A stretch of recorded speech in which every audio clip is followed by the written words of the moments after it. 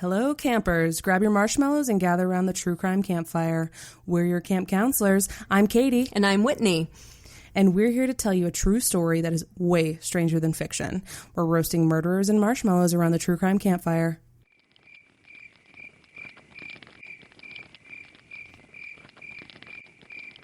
There's an old saying that if you're not where you want to be in your life, or who, you should fake it till you make it. And it can work great. For example, let's say you're terrified of public speaking, and inside you feel like you're about to either pee yourself, barf up everything you've ever eaten, just turn around and flee, or possibly all three. But instead of letting the audience see your nerves, you straighten your shoulders and stride out to the podium in your best outfit with a big, fake, confident smile on your face. Chances are, people will never know how scared you were, and you'll actually start to feel confident after a while. But what if you never get to the till you make it part? What if the core of your being is so dark, so abhorrent, so contrary to everything that makes us truly human, that your only option is to fake it, all the time? I bet you'd get real good at it. William Saroyan once wrote, "It takes a lot of rehearsing for a man to be himself." For the villain in this story, it was just the opposite. The rehearsal was all about hiding the self. This is Apt Pupil, the murder of Richard Carno.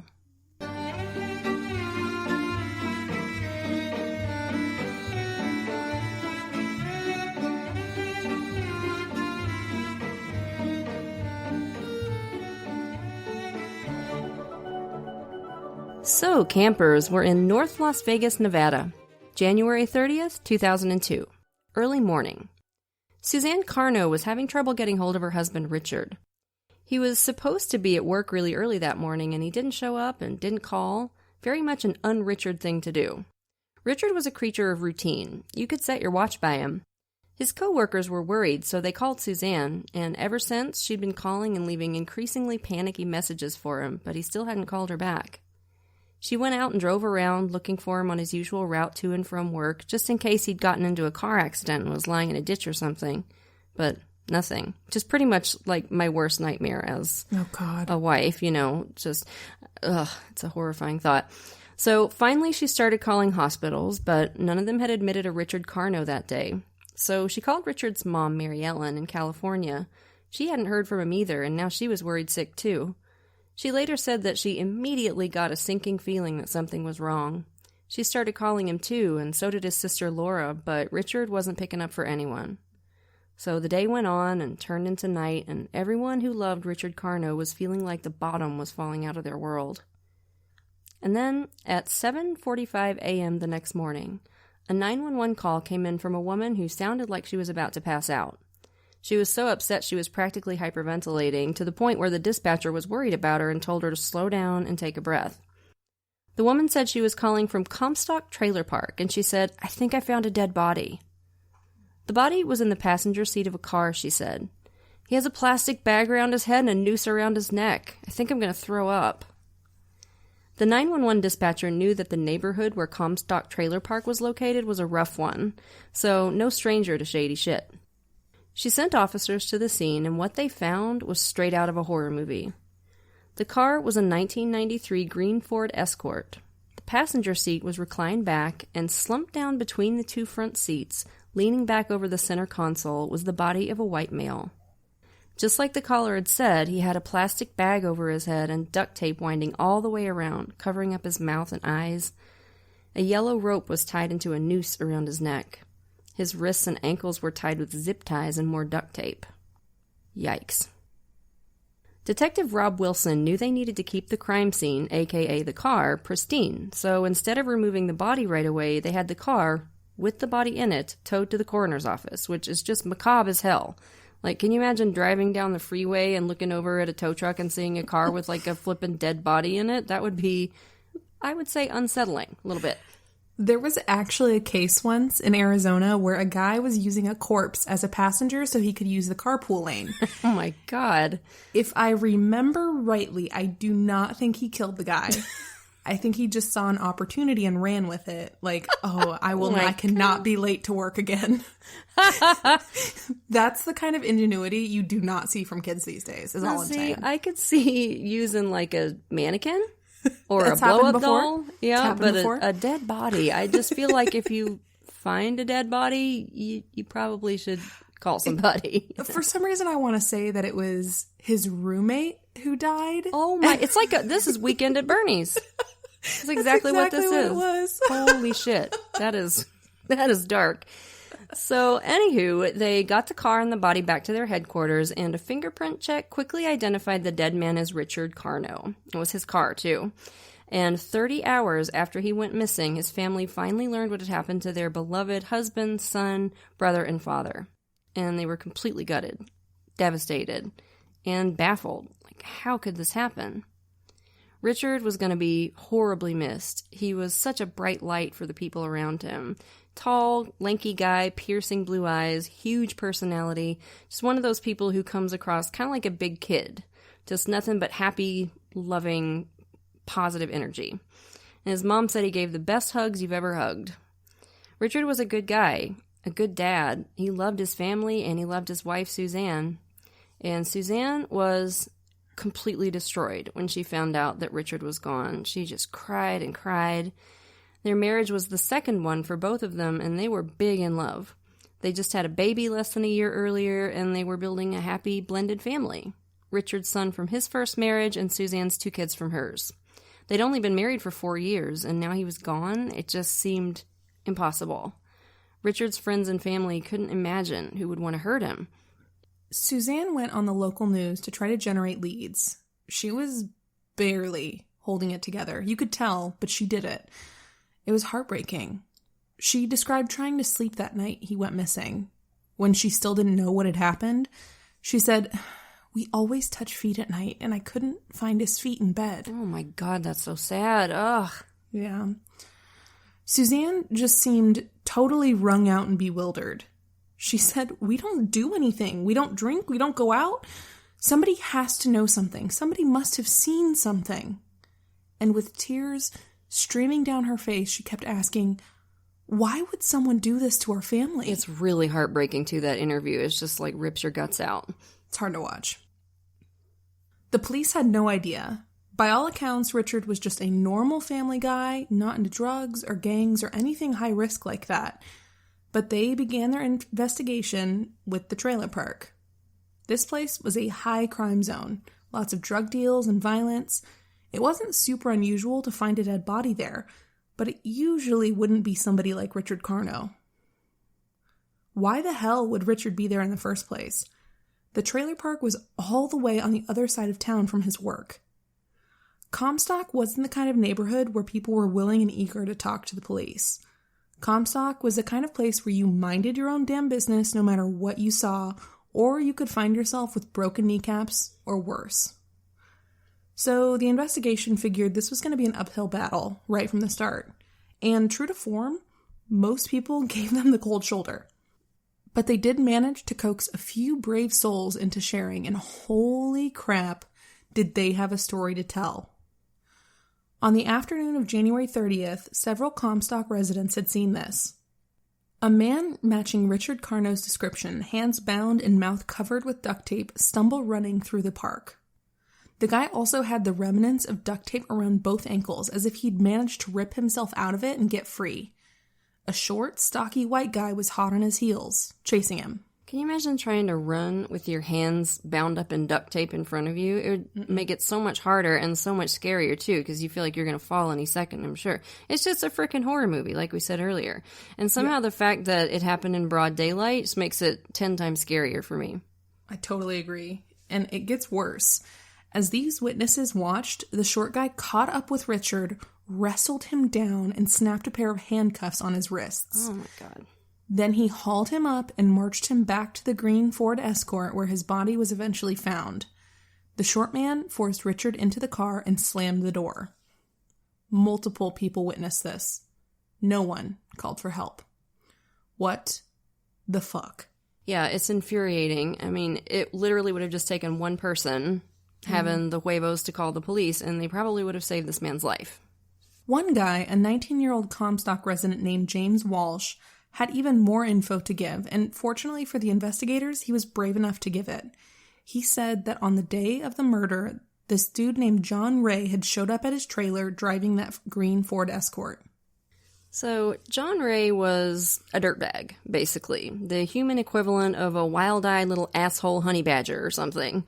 Little rabid weasel, except not cute. Yeah, he was the human equivalent of the dirt you dump out of your vacuum. He was just, unpredictable and mean as a snake and nasty. Just 10 pounds of hostility in a 5-pound bag, basically. He looks like an angry hobbit. So you were never happy to see him, and you dreaded seeing him ever again. He's like the embodiment of a YouTube comment section. That is dead accurate right there. So Ray sometimes couch surfed with Walsh because even though Walsh didn't like him, this 19-year-old kid was not going to say no to a guy like John Ray, and you'll see why in a minute. So James Walsh told the detectives that he was in his trailer that day when he glanced out the window and saw Ray driving up in this green Escort that Walsh hadn't seen him driving before. Ray parked the car, and then he got out and quickly kind of ran around the other, side and grabbed something and covered the windscreen with a blanket.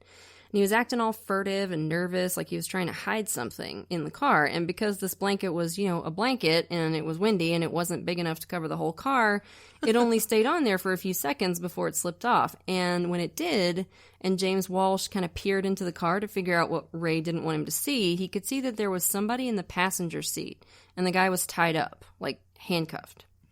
So when Ray came bursting into the trailer, Walsh was like, "Holy shit, man, what the hell? Who is that? Who is that? Whose car is that? Why is that guy tied up?"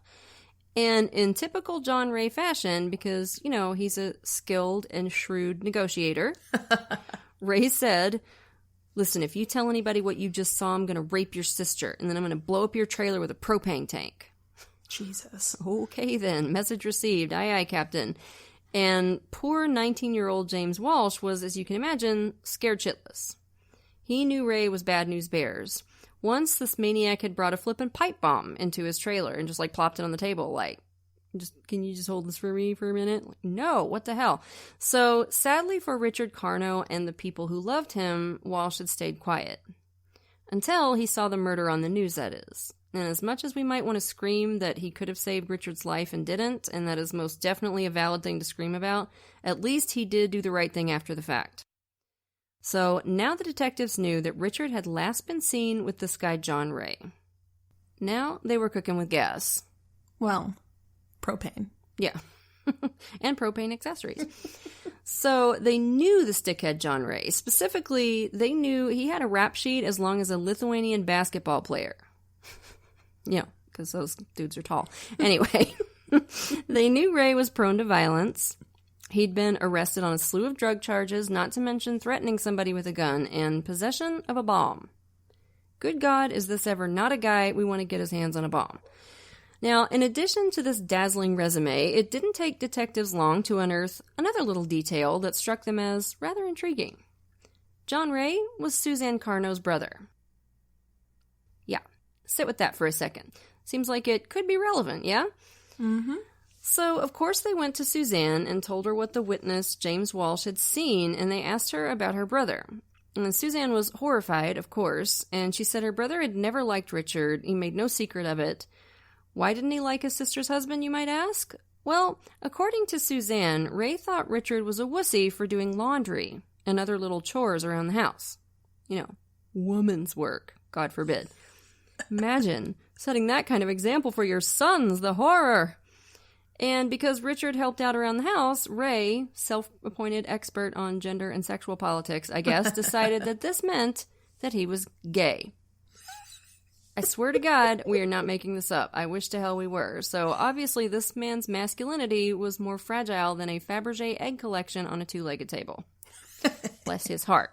So, according to Suzanne, her brother hated Richard, thought he was gay and, hiding it from his sister. She said he had actually said he wanted to kill him one time, but she hadn't taken him seriously because, you generally wouldn't, right?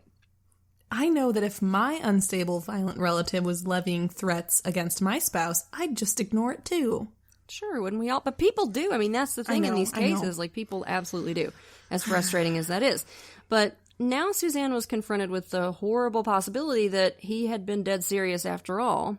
He might just be crazy enough to have done this, and if he did kill Richard, this gay thing must be why.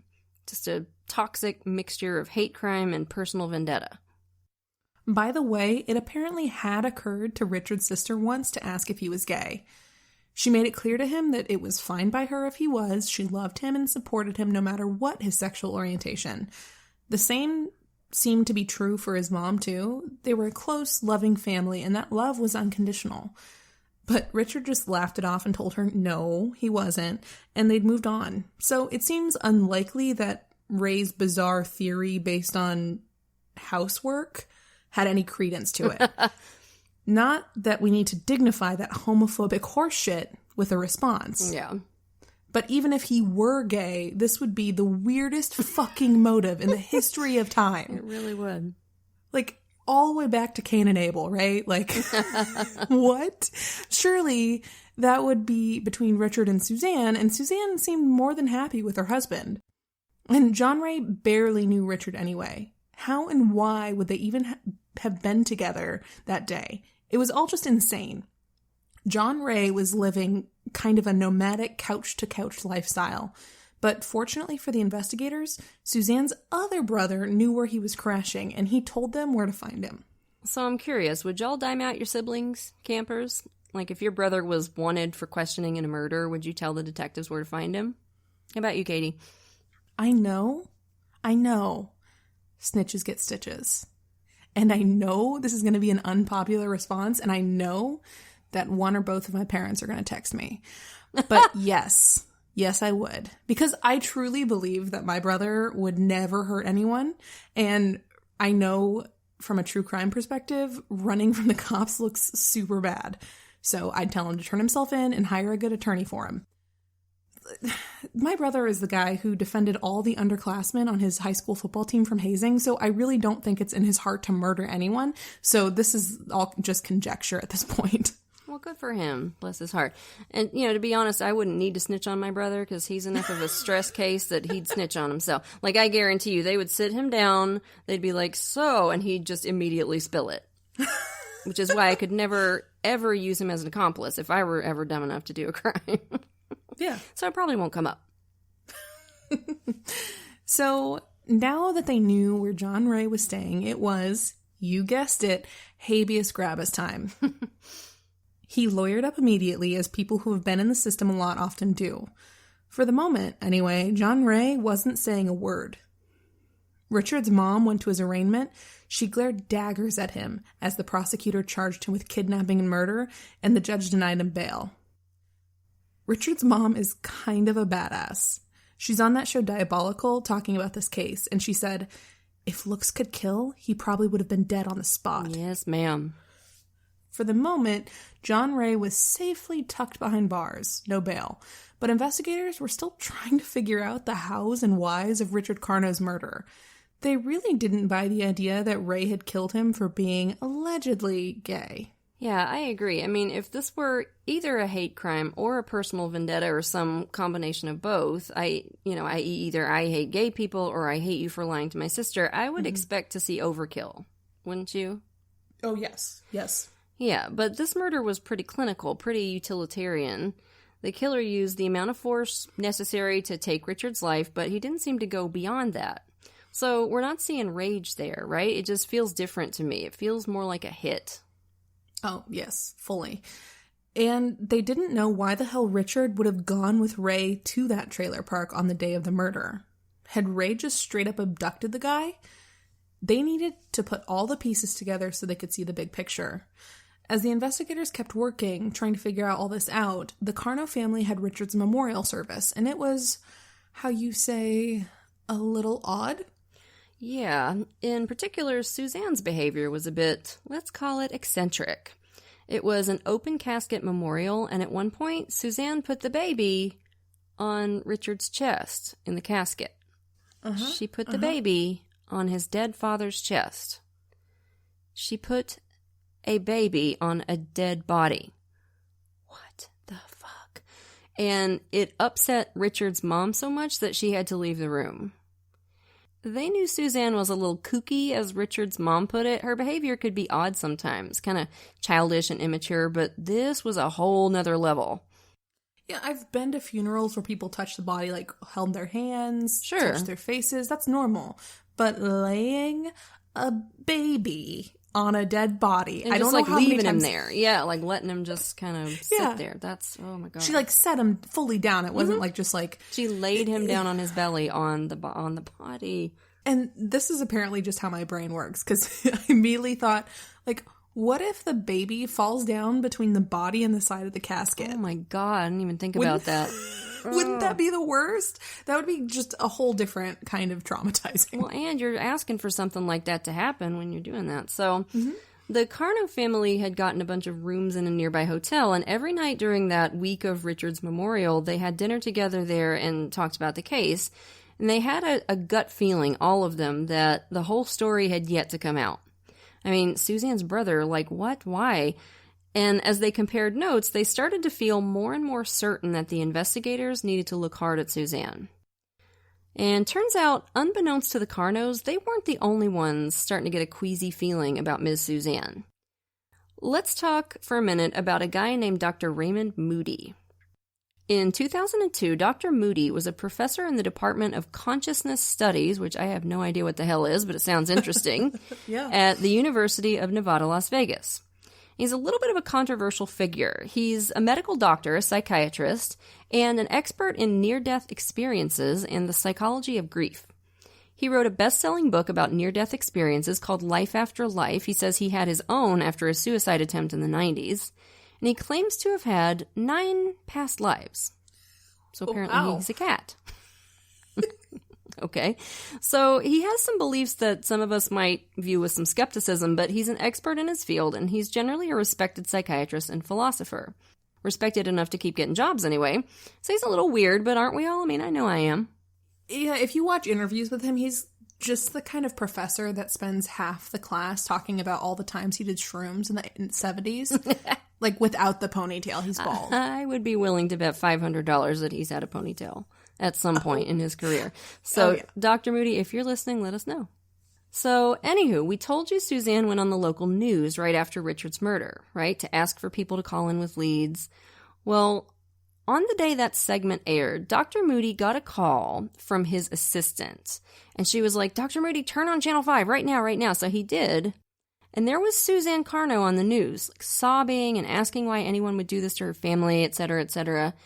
And Moody's first reaction, of course, was sympathy. Like, oh my God, it's Suzanne, oh, that poor girl. But then, as he and his assistant spoke about what they were watching, alarm bells started going off in both of their heads. Because the year before, Moody was teaching a course at UNLV called Near-Death Experiences. One of his students seemed especially fascinated by the subject matter, a young woman named Suzanne Carno. They talked a lot in the class about the process of grief, and Suzanne was especially interested in that. She asked a ton of questions, stuff like, so the grief, how long does that last? And she would take notes, you know. It's like, magnets, how do they work? Call back to the most recent episode. I love it. So she was asking all these questions about, like, how people grieve. And one day, a few weeks into the semester, Dr. Moody walked into the classroom to find his students all huddled around Suzanne. And she was in the middle of the group and crying, and she said her husband had just died suddenly in an ice skating accident of all things. She says, I don't think it's really sunk in for me yet, but I have no idea how to tell my kids. How do I tell my kids? And, of course, the other students were all, patting her on the back, giving her advice on how to talk to her kids about losing their dad. Everybody just felt horrible for her. But Dr. Moody later said that something about the whole scene just seemed off. Her affect just didn't feel right to him. He said, I've counseled a lot of people through the grief process, and the emotions that she was expressing just seemed hollow to him. It just didn't feel right. This happened just a few months earlier. Yeah, it was like 4 months earlier. Now here was Suzanne crying on the evening news, giving what seemed to Dr. Moody and his former student to be a repeat performance of that day in the classroom. They were confused. Had Suzanne remarried, instantly after her husband died back in August? Did her new husband die too? Did her husband come back from the dead only to die again? Was he a zombie husband? What the hell was going on? And then it hit them. That day in the classroom had been a dress rehearsal. Dr. Moody remembered all those questions she'd asked about grief. How long was it supposed to last? How did people act when they were grieving? What should parents tell their kids? It was rehearsal, research, prep work. The kind of thing an actor does before an important role. The hairs on the back of Dr. Moody's neck stood up. He called the police, and he and some of his former students told them all about it. Now this was interesting, and it definitely cemented the suspicions the police already had of the grieving widow. It's creepy as hell, too. God, it gives me the Wiggins. Chilling. It is terrifying. They started digging into Suzanne and Richard's private life, and what they found didn't exactly jibe with the perfect image Suzanne had presented to them in her initial interview. Suzanne seemed to have two personas. There was the friendly, loving wife and mom/stepmom, and then there was another Suzanne, one obsessed with controlling every aspect of her family's life. The wildest example of this is her stepson, Richard's son. After she and Richard married, Suzanne told him she wanted to adopt the little boy. Richard loved the idea. I guess the bio mom wasn't in the picture. We couldn't find any information on that. But there was a catch, and it was a weird one. Suzanne didn't like the kid's name, Trevor Adam. So she told Richard she would only go through with the adoption if he allowed her to change Trevor's name. Jesus, jumping Jack Murphy. That is just the weirdest shit I've ever heard in my life. And for some banana pants reason, Richard agreed to this, which is bizarre in and of itself, but also kind of tells you something about what their relationship dynamic was like, right? Mm-hmm. And Trevor Adam became forever after Dominic Owen. And he still goes by Nick. He said he just got used to it. Now, campers, we're not talking about an infant here. This was a kid, like probably 6 years old or thereabouts, just based on the pictures I've seen. And she changed the child's name, like legally. Bonkers. So, Katie, let's think this out. Why do we think that she did this? Because I don't buy for a second that it was just because she didn't like the name Trevor. I think this was all about control. Oh, yeah. I think she couldn't stand the idea that this child had agency outside of her control. Yeah, exactly. Think about how cult leaders often rename their followers in order to strip them of their identity they had before joining the cult and their links to the outside world. That's right, yeah. I think this was a way for her to wiggle her way into Nick's brain and stay there forever. Almost like she was branding him in a way. Mm-hmm. That's creepy. Ugh. Yeah. New mommy, improved mommy. Mm-hmm. Who was the first mommy again? Oh, and unfortunately for Nick, his new stepmama's desire for control did not stop with the name change. Not even close.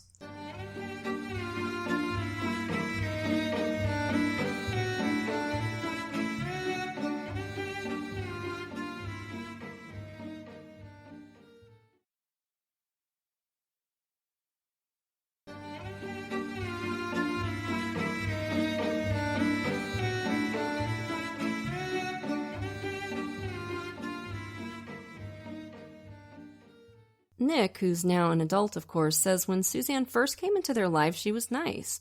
He was glad his dad had somebody, and he was excited when she asked to adopt him. I can't imagine what he made of the name change at that age, but he says it made him feel good that Suzanne wanted to be his mom. It made him feel like, they were going to be a family. But it did not take long for that dream to dissolve. Once Suzanne and Richard were married and everybody was living together, his new stepmom started treating him like the proverbial redheaded stepchild, which, by the way, as a redhead by choice, by which I mean it's a dye job, I find that term highly offensive. What the fuck is wrong with red hair? Y'all just jealous is what I think. You people will bow before our beautiful flaming red locks. You mark my words. Anyway, I love my red hair. Nick says now that he very quickly began to feel like Cinderella. Suzanne's kids were the ones who got all the love and attention, while he was treated like an annoyance, and sometimes a maid. Suzanne was the stereotypical wicked stepmother and was pretty much putting him at her mercy, while his dad worked his ass off to try and keep up with her spending. Because, of course, even though she didn't work herself, Suzanne insisted on controlling the family finances, too. And she liked spending money. She really, really liked spending money. She had spent them, by the time our story begins, into a $40,000 hole of credit card debt. Yikes. Richard worked hard, but he wasn't making enough to pay those kinds of bills, and he was worried about it. But Suzanne just kept on spending. I think she had a pretty tight emotional grip on Richard. I mean, the name change thing tells me that, if nothing else, that he would allow this woman to change his child's name is just bizarre.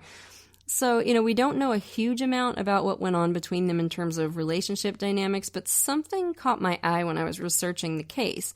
In one of the newspaper articles I read, Suzanne says that Richard was the first person who ever made her feel safe. She said, "He knew I sometimes loathed to be touched and needed to be in dark corners to feel safe." Now, on the one hand, that sounds like something someone who's lived through some kind of trauma would do. And maybe Suzanne does have something like that in her history, but given what we're about to find out about her, part of me wonders if this was a way for her to manipulate Richard, make him feel sorry for her, make him think she's so fragile that if he presses her about anything, her spending, for example, she might just curl up in a corner in fear. Now, who knows for sure, but we do know that in the summer prior to Richard's death, the same summer that Suzanne took that class on grieving at UNLV, she and Richard each took out a life insurance policy with a payout of $500,000. $500,000. And Richard didn't actually want to spend the money for such an exorbitantly big policy, which, by the way, did not even come close to matching their income and made no sense at all. But Suzanne, of course, insisted. So, y'all, we got some red flags waving. So the investigators were getting more and more suspicious of Suzanne, but they didn't have anything concrete on her yet. And her brother, John Ray, wasn't cooperating either, just sitting in jail, keeping his mouth shut. So they started surveilling Suzanne, just kind of a fishing expedition to see what they could find out. They noticed that Suzanne was spending a lot of time at Richard's grave, like a lot. She'd bring their baby and let him play around the gravestone and just sit there. They wondered if maybe she was talking to Richard. They wondered what she might be saying.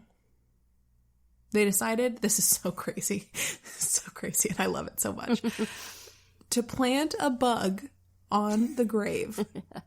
It's just the best thing we've ever heard. That grave is wearing a wire.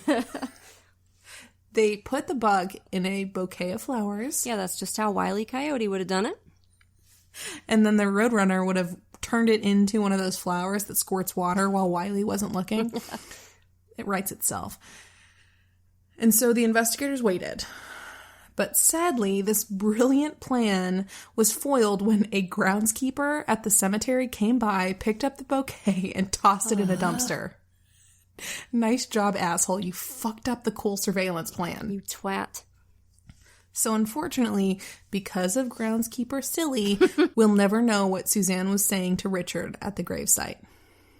Maybe, "I'm sorry"? Maybe, "Ha ha ha, I got you, you bastard, and I'm gonna get away with it." We have no way of knowing. But then, one afternoon, the investigators got a call from a man who refused to give his name, but told them they needed to check Suzanne's computer. There was incriminating stuff on there that they needed to see. So they went and put the Gravis on the desktop computer. And when they fired it back up at the station, they realized that somebody had reset it back to factory settings. Ooh, suspicious.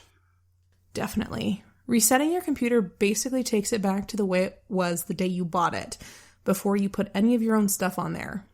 In other words, somebody had wiped this computer clean as the day it was born. Damn. Luckily, though, John Ray wasn't as clever or as careful as his sister. He had been working as a security guard at the time of the murder, and that was his only access to a computer. Can we just stop for a second and deal with how many dirtbag murderers turn out to have worked as security guards? I mean, oh, yeah. I'm sure most security guards are fine folks, so don't get us wrong, but it just seems to be a profession that attracts, John Rays. So this company, whatever it was, I'm sure they rested easy knowing that they had this pissed off little hobbit guarding their stuff. Just an angry little badger with a nightstick. So the investigators went and put the Gravis on Johnny Boy's work computer, and they found some suspicious stuff. There was a gold mine of emails between John and his dear, grieving sister.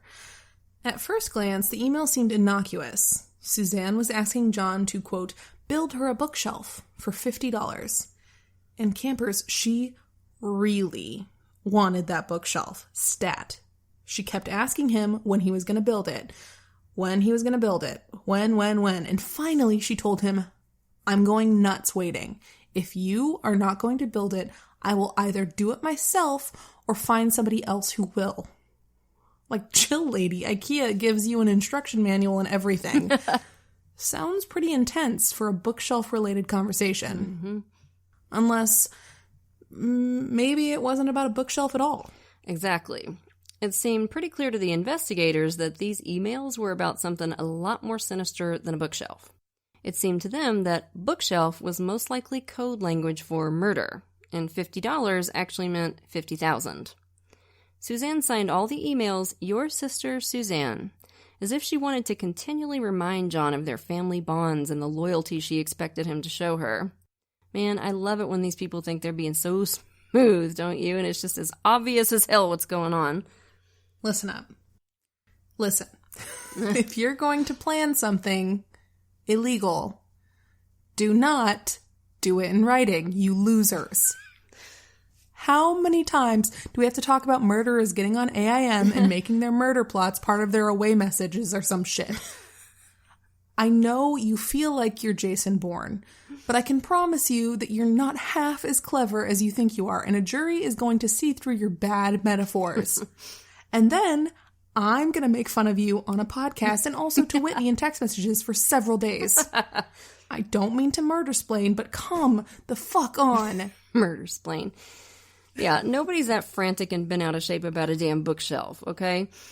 So their theory of the crime was that Suzanne had probably had John Ray wait for Richard outside the house early that morning because he left for work like super early in the morning, and then ambushed him as he was getting in his car to go to work.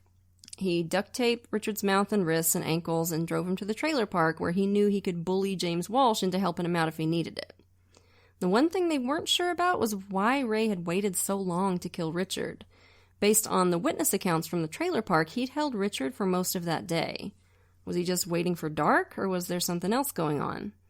Was he on marching orders from Suzanne to wait until a certain time, maybe? I have no idea, but the waiting for dark theory makes as much sense as any other, I guess. Or maybe he was just getting up his nerve. I mean, if you look at that avalanche of, where's my bookshelf? Where's my bookshelf? Why haven't you built my bookshelf yet?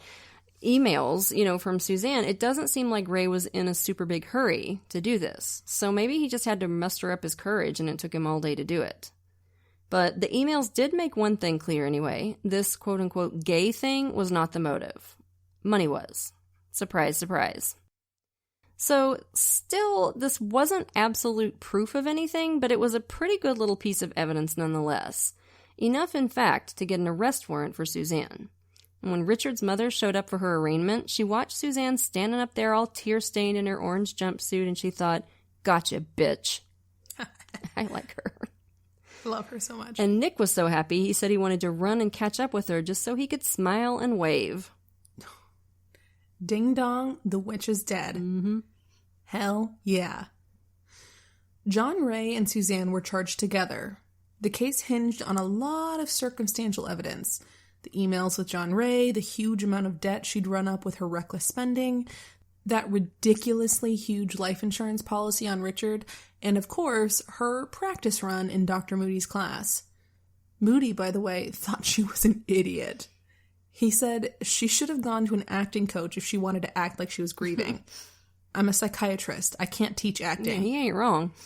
I agree. And also, Dr. Moody is a trained psychologist.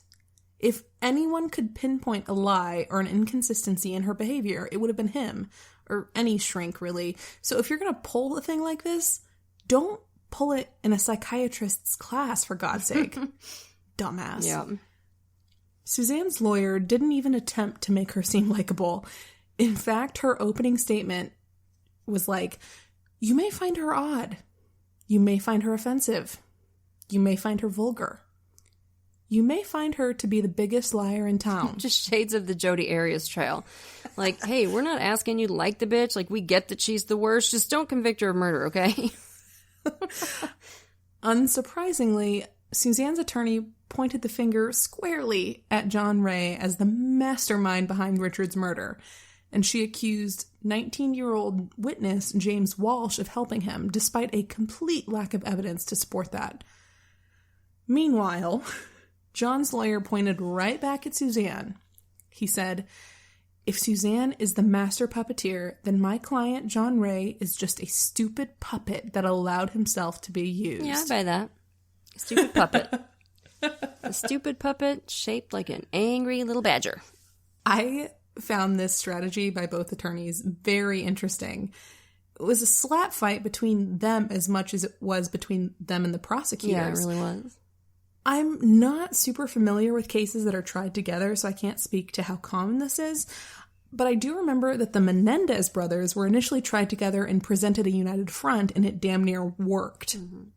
I just can't imagine sitting in the jury and seeing these two horrible people blame shift and being very sympathetic. Mm-hmm. John didn't react to anything at all. He pretty much just sat there like a bump on a log for the whole trial. Suzanne looked a bit upset, but not much. She mostly looks annoyed in the video I've seen of the trial, just so pissed that she got herself caught. I bet the jury was really affected by how long John Ray held Richard captive in his car before he finally killed him. All day. And that means, by the way, that all the time Suzanne was making those frantic phone calls to Richard's voicemail.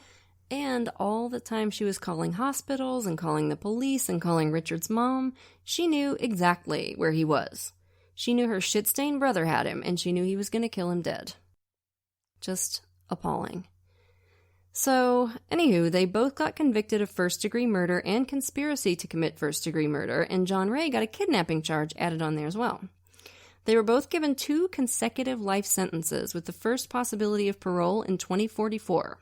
Just too soon for me, because as flippin' awful as Richard's murder was, it wasn't Suzanne's only crime. Now, we're going to throw out a little content warning on this next part because it involves child abuse. So if you need to skip ahead, about 30 to 45 seconds ought to do it, I think. So after the trial, Richard's son Nick, the one whose name Suzanne had insisted on changing, went to his grandma and finally told her about the hell Suzanne had been putting him through for years. She'd been abusing him physically, emotionally, and sexually pretty much as long as they'd been living in the same house. He described to his grandma how he'd wanted to tell his dad what Suzanne was doing to him, but she threatened to kill him if he did. And she'd choked him into unconsciousness before, so he felt like she meant it. He was terrified of her, and he had nowhere to turn for help.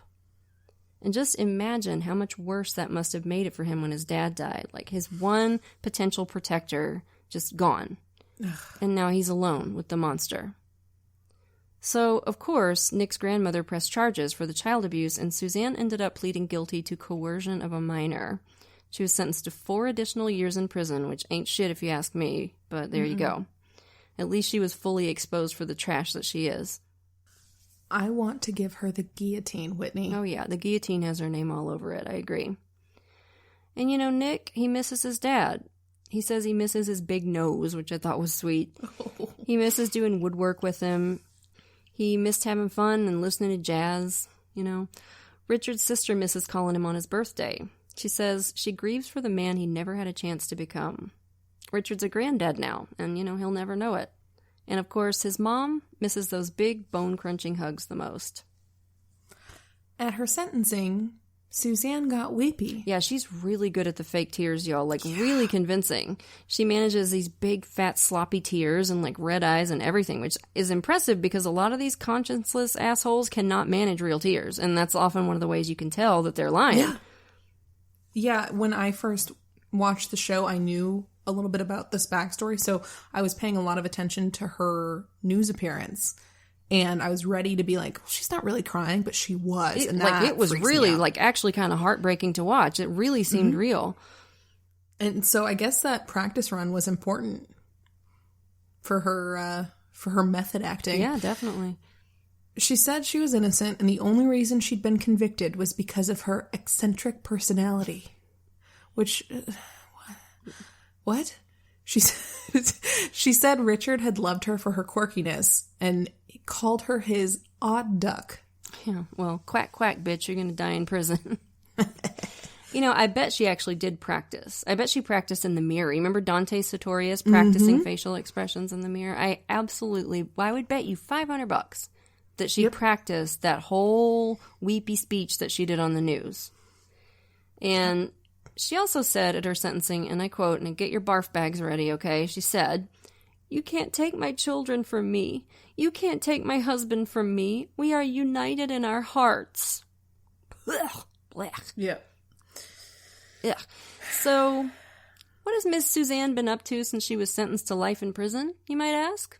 Well, Suzanne, like so many of the criminal asshats we've covered before her, has a prison dating profile.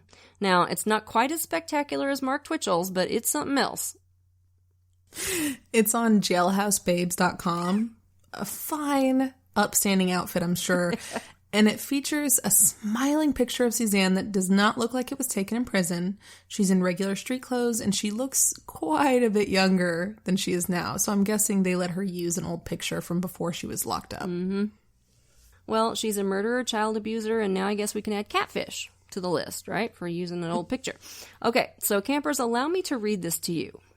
It says, "Can you see me? Can you look beyond my lean 5'7" 140-pound body lightly bronzed by summer's light? Beyond my naturally curly chestnut locks that delicately drape over my shoulders? Can you peer into my emerald green eyes and see me? Can you see my inner beauty? Can you see beyond these walls this conviction and see what really defines me? Bring back to life the desire to smile, to laugh, to feel needed and appreciated. If you look, you will see I'm an energetic woman who is intelligent, artistic, witty, and charming. I will give as much as I'm given and more. You will be cherished with genuine sincerity." Oh, genuine sincerity. That's, yeah. "Please, see me, if you dare." That's the only true part in the whole damn thing. If you dare. Why is this such a common theme in murderers' dating profiles? Can you look past X? It is. It's exactly like what Twitchell said. I also love that she's asking people to look past all these arguably attractive features. And it's like, bitch, you're a murderer. Shouldn't you be asking your potential pen pals to look past that? I know, she's like, "Can you look past the fact that I'm gorgeous?" And it's like, what are you talking about? Yeah, I killed your husband. What the? It's flipping Mark Twitchell all over again. My crime doesn't define me at all. Yeah, it does. Shut the fuck up. Now, if that wasn't enough to entice you, and how could it possibly not be, the profile lists her measurements as 34, 29, 32. Hot. Mm-hmm. Her height as 5'7".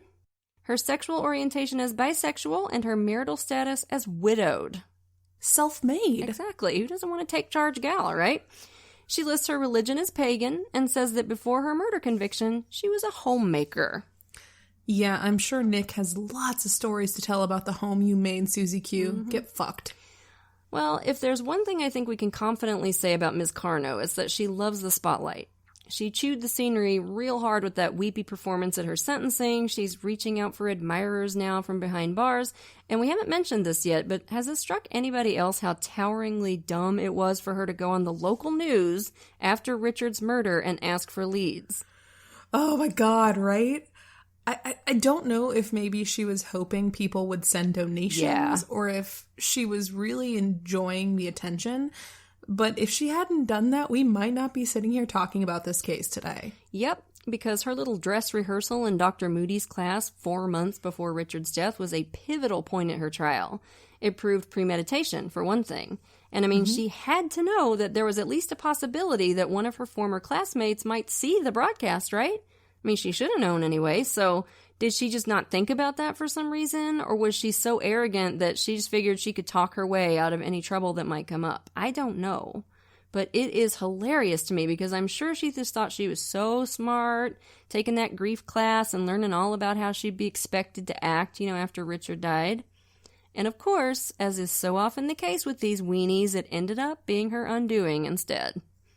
Womp womp. So that was a wild one, right, campers? We'll have another one for you next week. But for now, lock your doors, light your lights, and stay safe until we get together again around the True Crime Campfire. And we want to send a shout out to a few of our newest patrons. Thank you so much to Sarah, Benjamin, Kimberly, and Rachel. We appreciate you to the moon and back. And if you're not yet a patron, you're missing out. Patrons of our show get every episode ad-free at least a day early, sometimes more, plus an extra episode a month and a free sticker.